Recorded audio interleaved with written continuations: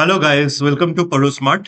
আজকে আমরা answer writing techniques নিয়ে আলোচনা করব এবং মিসেলিনিয়াস মেন্স যারা পরীক্ষাটা দিচ্ছ তারা এই মক টেস্টটা অবশ্যই অ্যাটেন্ড করো। টেলিগ্রাম চ্যানেলে এই এক্সাম রিলেটেড সমস্ত রিলিভেন্ট ইনফরমেশন দিয়ে দেবো, প্লাস তুমি একটি পিডিএফ গুলো টেলিগ্রামেই পাবে। ডিসক্রিপশন বক্স থেকে টেলিগ্রামের লিংক নিয়ে নিও। আচ্ছা, তো অ্যান্সার রাইটিং টেকনিক জানার জন্য আমাদের তিনখানা রুল ফলো করতে হবে। এই তিনটে রুল হলো 6W অর ক রুল, নেক্সট হলো ডাইমেনশনস রুল, আর থার্ড হলো 181 রুল। এই তিনটে রুল নিয়ে আলোচনা করব, কিন্তু তার আগে আমরা কিভাবে একটা কোশ্চেনকে অ্যাপ্রোচ করব সেটা আগে বুঝে নিই। তো ফার্স্ট কোনো কোশ্চেন দেখলেই আমরা প্রথমে দুবার সেই কোশ্চেনটাকে তোমাকে পড়তে হবে। ফার্স্ট কাজ, দুবার ভালো করে পড়বে। দেন আইডেন্টিফাই করবে কিওয়ার্ডস গুলো এবং ডাইরেক্টিভস কি দেওয়া আছে সেগুলো। ডাইরেক্টিভস মানে হলো কি কি কোশ্চেনটায় কি বলেছে, কমেন্ট করতে, ডিসকাস করতে, অ্যানালাইজ, ক্রিটিক্যালি এক্সামিন, না evaluate, observations, write a note, কি বলেছে সেটাই হলো ডাইরেক্টিভ। কি ডাইরেক্ট করেছে তোমাকে অ্যান্সার করার জন্য সেটা প্রথমে আমাদের ভালো করে আইডেন্টিফাই করতে হবে। দেন কোয়েশ্চেনটাকে বিভিন্ন পার্টে, ডিফারেন্ট পার্টে আমাদের ব্রেক করতে হবে। ওকে, এই দুটো কাজ হয়ে গেলে তারপরে আমরা এগোবো নেক্সট কাজে। তো ফার্স্ট কি, আমরা একটা কোয়েশ্চেনের মাধ্যমে বুঝে নিই যে কমেন্ট, এটা 2019-এ পড়েছিল। Okay, comment on recent debates over the amendments of prevention of atrocities act. তো এটাই কিন্তু প্রিভেনশন অফ অ্যাট্রোসিটিস অ্যাক্টটাকে লিখতে বলেনি, বলেছে যে অ্যামেন্ডমেন্টস এর উপরে যে রিসেন্ট ডিবেটস চলছে তার উপরে কমেন্ট করতে বলেছে। ওকে, তো তুমি যদি এখন প্রিভেনশন অফ অ্যাট্রোসিটিস অ্যাক্ট নিয়েই পুরো আহ, ওটাকেই মূল লক্ষ্য করে যদি পুরো অ্যান্সারটা লেখো, তাহলে কিন্তু সঠিক অ্যান্সার, সঠিকভাবে অ্যান্সার করা হবে না। কারণ এইটা অবশ্যই লিখতে হবে, বাট এটা লিখতে হবে কোথায়? ইন্ট্রোডাকশনে লিখতে হবে। ইন্ট্রোডাকশনে ছোট করে লিখতে হবে হচ্ছে পিওএ একটাকে। বাট তারপরে কমেন্ট করতে হবে রিসেন্ট ডিবেটস এর উপরে, অ্যামেন্ডমেন্ট যেটা হয়েছে তার উপরে, যে রিসেন্ট ডিবেটস চলছে তার উপরে কমেন্ট করতে হবে। এটা গেল একটা পার্ট, পার্টে ভাঙতে হবে, রাইট? সেকেন্ড পার্ট কি আছে? Mentioning its importance in curbing maltreatment on backward classes of the population. তো ব্যাকওয়ার্ড ক্লাসের উপর যে ম্যালট্রিটমেন্ট হচ্ছে সেটা কিভাবে কার্ভ করা যাবে, সেই সেই ইম্পর্টেন্সটাকেই মেনশন করতে বলেছে এই কোয়েশ্চেনের মাধ্যমে। তো সেটা হবে নেক্সট পার্ট। এটা একটা পার্ট হবে, তারপরে আর একটা পার্ট এটা হবে। তো এইভাবে পার্টে পার্টে ভেঙে আমাদের অ্যান্সার করতে হবে। তো আর একটু ভালোভাবে বুঝবো আমরা, আগে আমরা দেখে নিই যে ব্যাপারগুলো কি। তো ফার্স্ট হচ্ছে কমেন্ট। যদি বলে কমেন্ট করতে হবে, তাহলে কি না, ওপিনিয়ন দেবে প্লাস জাস্টিফিকেশন দিতে হবে। ডিসকাস হলে বোথ সাইডস, মানে অ্যানালাইজ করতে হবে কিভাবে না, challenges plus solutions, positive plus negative, ঠিক আছে, বোথ সাইডস।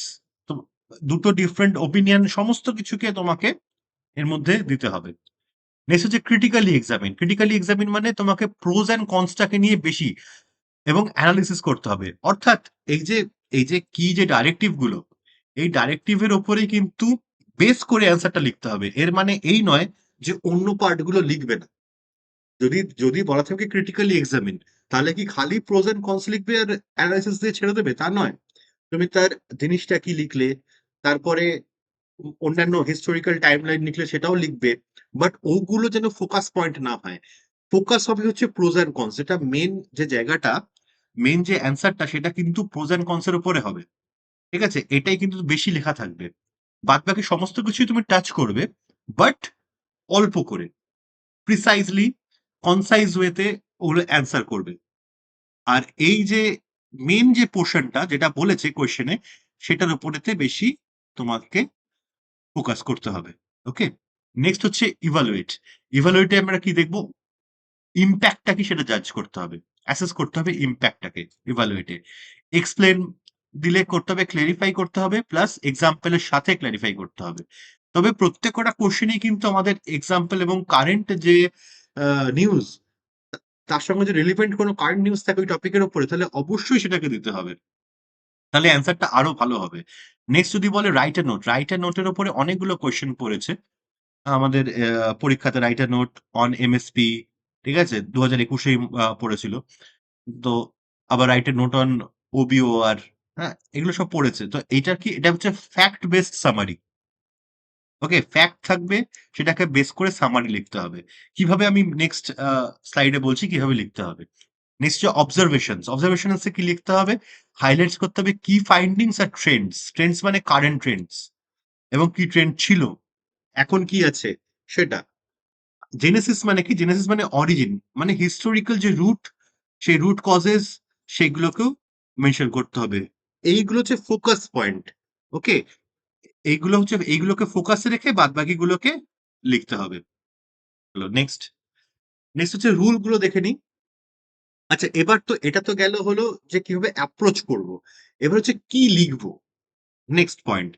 লেখার মধ্যে ফার্স্ট হলো বেসিক, যেটা একদম বেসিক। সেই বেসিকটা হলো 6W রুল। অর্থাৎ কি না, 6 খানা ডাব্লিউ বা 6টা rule. Who, what, where, when, why, how, যে কোনো পয়েন্ট, যে কোনো কোয়েশ্চেন করলে ফার্স্ট তোমাকে মাথায় রাখতে হবে যে এই 6টা কোয়েশ্চেনের অ্যান্সার আমি লিখেছি কিনা। তো এমএসপি যদি বলে, তো এমএসপি তে কি, ফার্স্ট হচ্ছে কি, এমএসপি হোয়াট, সেটা লিখলে। তারপরে সেটাকে মেনশন করলে, তারপরে কে, মানে কে ইমপ্লিমেন্ট করেছে, কাদের জন্য ইমপ্লিমেন্ট করেছে, সেটা লিখতে হলো। নেক্সট কোথায়, কোথায় হয়েছে ইমপ্লিমেন্টেশনটা, কোন জায়গায়, ওয়েন, কবে হয়েছে, কখন, ডেট, টাইম, ওয়াই, কেন, কেন এমএসপি কে আনা হয়েছে। নেক্সট হাউ, কিভাবে হয়েছে। তো এই সবকটাকে, প্রত্যেক কটা টপিক, যে কোনো ওবিওআর নিয়ে, এই যে ওবিওআর, এটা নিয়ে যখন লিখতে বলে, সেই ক্ষেত্রেও সেম। ফার্স্টে আমাদের চিন্তা, যেটা আমরা প্রথমেই করব, একটা হলেতে বসে যখন চিন্তা করব যে কি লিখবো, ফার্স্ট আমাদের এভাবে চিন্তা করতে হবে যে, যে বেসিক এই পয়েন্টগুলো আমি কভার করেছি কিনা, who, what, where, when, why, how. তো এইটা যখন হয়ে যাবে, নেক্সট আমরা আসবো ডাইমেনশনস রুলে। ওকে? ডাইমেনশনস রুলের মধ্যে মানেটা কি না, এটা হলো যে আমাদের ভাবনাটাকে আমরা প্রসারিত করব economic, social, environmental, cultural, health, political, technological, geopolitical, historical, এই যে এতগুলো যে অ্যাসপেক্ট, এই অ্যাসপেক্ট গুলো আমরা বিচার করব। ম্যাক্সিমাম ক্ষেত্রেই দেখবে কোয়েশ্চেনেতে সমস্ত অ্যাসপেক্ট কিন্তু রেলিভেন্ট হবে না। হয়তো কোনো কোয়েশ্চেনের রেলিভেন্স থাকবে, যেমন এমএসপির ক্ষেত্রে ইকোনমিক্স এর রেলিভেন্স থাকবে, সোশ্যাল রেলিভেন্স থাকবে, এনভায়রনমেন্টাল এর রেলিভেন্স থাকবে, কালচারাল কালচারালের রেলিভেন্স খুব একটা থাকবে না, হেলথেরও থাকবে না, পলিটিক্যাল রেলিভেন্স থাকবে, টেকনোলজিক্যাল রেলিভেন্স এখন অ্যাড করলে থাকতে পারে, ড্রোনস যদি ইউজ করে, ম্যাপিং এর জন্য যে ই ড্রোনস ইউজ করছে, ঠিক আছে। জিওপলিটিক্যাল যে রেলিভেন্স, সেটা থাকবে না এই ক্ষেত্রে, হিস্টোরিক্যাল রেলিভেন্স থাকবে না। তো যে কটা রেলিভেন্স থাকবে, আবার ওবিওআর এর ক্ষেত্রে হিস্টোরিক্যাল, জিওপলিটিক্যাল, টেকনোলজিক্যাল, এগুলোর রেলিভেন্স থাকবে। বাট সেখানে কালচারাল রেলিভেন্স থাকবে না, হেলথের রেলিভেন্স থাকবে না। রাইট? তো কোয়েশ্চেন মানেটা কি, তোমায় আইডেন্টিফাই করতে হবে এইগুলো হচ্ছে আমার বেসিক অ্যাসপেক্টস। এর মধ্যে থেকে যেগুলো আমার রেলিভেন্ট হবে কোয়েশ্চেন অনুযায়ী, সেইগুলোকে আমায় আইডেন্টিফাই করতে হবে। এইভাবে ভাবতে হবে। এতগুলো পয়েন্ট আমায় ভাবতে হবে। নেক্সট আমার কি কাজ? নেক্সট হচ্ছে আমি দেখব নেগেটিভ, এই অ্যাসপেক্ট গুলোর মধ্যে নেগেটিভ প্লাস পজিটিভ ইম্প্যাক্ট কি আছে। Next, short term and long term impact কি আছে। ওকে?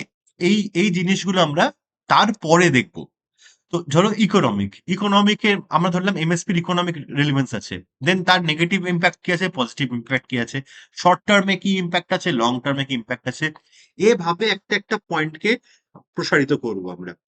তাহলেই কিন্তু লেখাটা সঠিকভাবে, সঠিক অ্যাঙ্গেলে, সঠিক পথে এগোবে।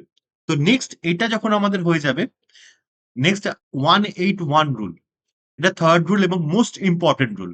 মানে কি না, ইন্ট্রোডাকশন বা ভূমিকা 1 হলে 8 হবে বডি, আর 1 হবে কনক্লুশন। তো ধরো তোমার আছে 15 মার্কস এর আর 20 মার্কস এর কোয়েশ্চেন। 15 মার্কস এর কোয়েশ্চেনের জন্য যেহেতু কোনো ওয়ার্ড লিমিট নেই, অ্যারাউন্ড 400 ওয়ার্ডস, আর 20 মার্কস এর কোয়েশ্চেনের জন্য অ্যারাউন্ড 600 ওয়ার্ডস। এটা 500 থেকে 600 এটা 300 থেকে 400 এর মধ্যেই তোমাকে লিখতে হবে, লেখা উচিত। ঠিক আছে, তারপরে যে যা নিজের স্পিডের ওপর লিখবে, বাট এটা কিন্তু একটা স্ট্যান্ডার্ড আমি বললাম। এবার তাই যদি হয় তাহলে 400 ওয়ার্ডের ক্ষেত্রে কি না, এখানে অ্যারাউন্ড 320 ওয়ার্ডস, এখানে 40 ওয়ার্ডস আর 40 ওয়ার্ডস, মানে 4 থেকে 5টা লাইন, 4 থেকে 5 লাইনের কনক্লুশন, আর মোটামুটি 32 to 35 লাইন্সের বডি, এটা আমাদের লিখতে হবে। তো এটা কিন্তু কম নয়, যথেষ্টই। নেক্সট হলো প্রেজেন্টেশন টিপস। প্রেজেন্টেশন আমি কিভাবে করব? ফার্স্ট হচ্ছে বুলেট পয়েন্টস। কেন? ফ্যাকচুয়াল অ্যান্সার্স এর জন্য। ফ্যাকচুয়াল অ্যান্সার্স মানে কি? না ধরো কোয়েশ্চেন করেছে কম্পারিজনস এর উপরে, কম্পারিজন অর সিলিয়েন্ট ফিচার্স লিখতে বলেছে, সেই ক্ষেত্রে কিন্তু আমরা বুলেট পয়েন্টস ইউজ করতে পারি।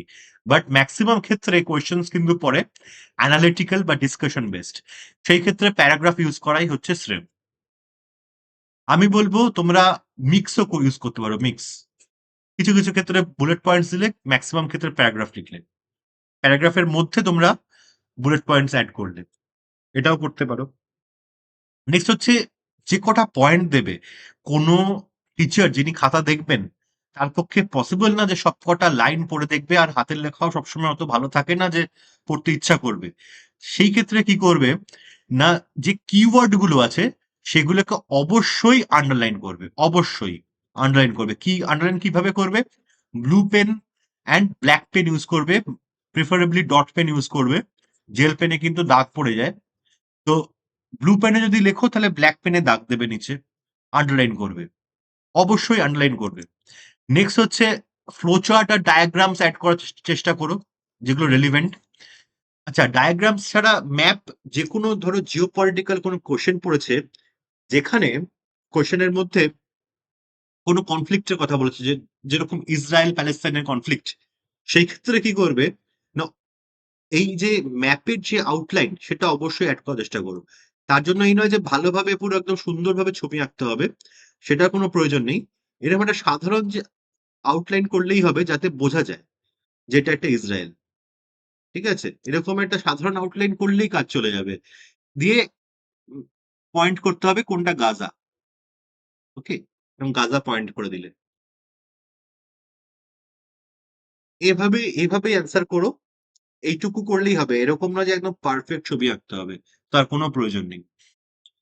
নেক্সট হলো কারেন্ট অ্যাফেয়ার্স কে লিঙ্ক করতে হবে, অবশ্যই লিঙ্ক করতে হবে কোশ্চেনের সাথে, কারেন্ট অ্যাফেয়ার্স কে লিঙ্ক করতে হবে, এবং সিম্পল আর কনসাইজ সেন্টেন্স রাখার চেষ্টা করো, সরল এবং সংক্ষিপ্ত বাক্য।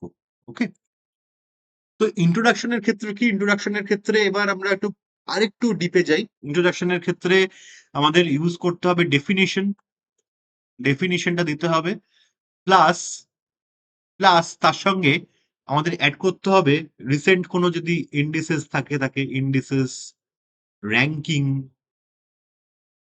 এসডিজির সঙ্গে রিলেভেন্ট যদি কিছু এসডিজির সাথে যোগ থাকে, সাস্টেনেবল ডেভেলপমেন্ট গোলের সঙ্গে যদি যোগ থাকে, ঠিক আছে, এইসব পয়েন্ট গুলো দিয়ে, এইগুলো দিলে আরো বেটার হবে।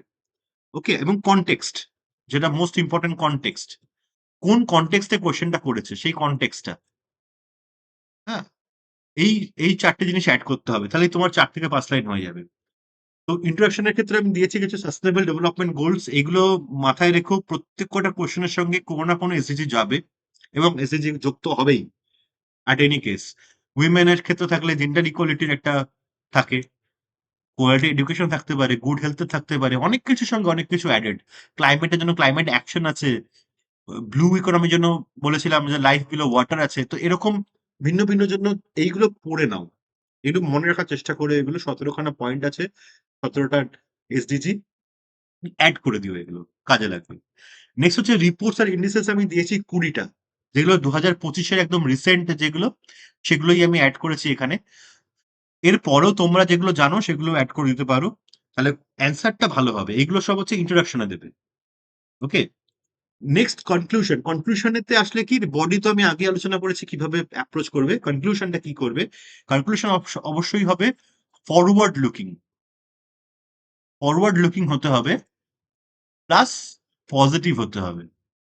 এই দুটো কিন্তু খুব important point, forward looking and positive. এই ক্ষেত্রে কি না, আমাদের কিন্তু যে টার্গেট গুলো আছে ইন্ডিয়া যে টার্গেট করছে যেগুলো, সেইগুলো কিন্তু অ্যাড করা ইম্পর্টেন্ট। কিভাবে লিখবে না, দো এই প্রবলেম গুলো ইন্ডিয়া ফেস করে, গ্যাপ গ্যাপ গ্যাপ, এই প্রবলেম গুলো ইন্ডিয়া ফেস করে, তবুও এই সলিউশনের মাধ্যমে ইন্ডিয়া ফিউচারেতে এই জায়গাতে রিচ করতে পারে।